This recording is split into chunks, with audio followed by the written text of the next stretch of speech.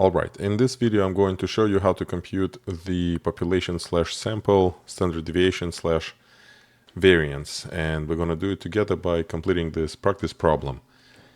Here we're given a small data set and we are asked to find the population variance, and to answer this question we have to pick the proper notation and enter the answer. So how we compute the variance, it doesn't matter as long as we provide the right answer, we'll get the full credit.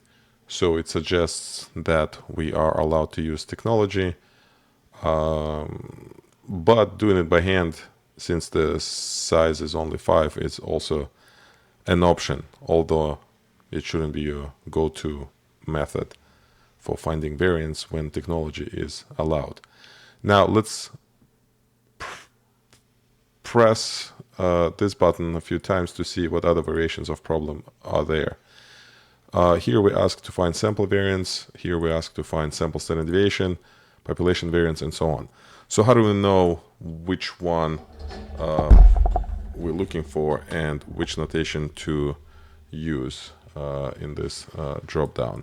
So here comes a quick review. We distinguish between sample statistics and population variance, population parameters, and when it comes to standard deviation and variance, we use the following notation, and here's the summary. Sample standard deviation is labeled with letter S, sample variance is labeled with S squared. Population standard deviation is labeled with Greek letter sigma, and population variance is labeled with Greek letter sigma squared. So this is the first thing one needs to know. So for sample standard deviation, we would answer sample standard deviation, that's S, and that will give us credit. For population variance, we will answer sigma squared, and that will give us credit for that part. For the population standard deviation, we will answer sigma, and let's try to find the question for the sample variance.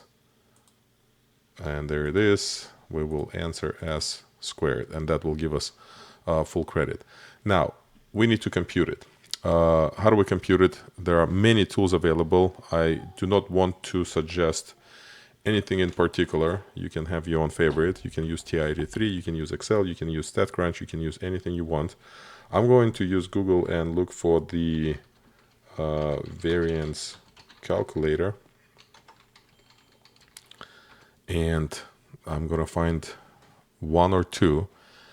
The top one is just as good as any other one probably, and here I'm just going to enter the data set.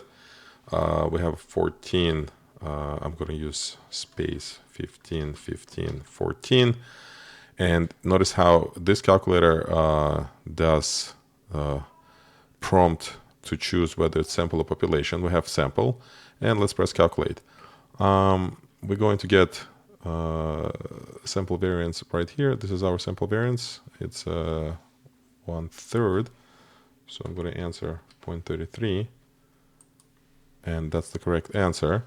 However, I'm curious if there is a standard deviation calculator. So what if I entered here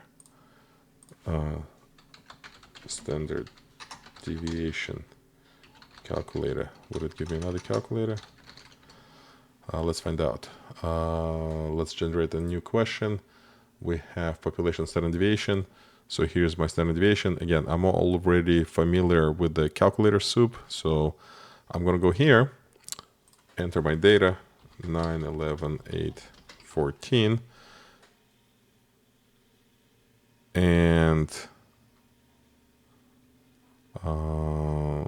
population, I'm going to check population, press calculate, and it's going to compute the population standard deviation sigma.